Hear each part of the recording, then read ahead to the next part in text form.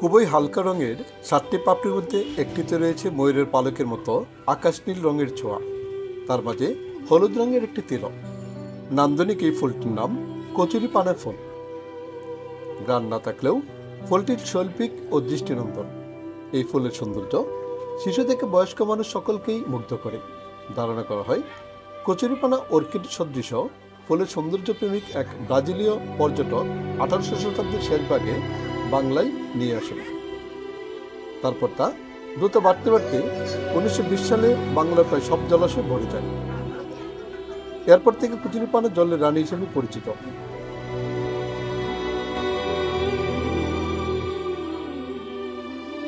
এরপর থেকে কচুরিপানা ফুল জলের রানী হিসেবে পরিচিত।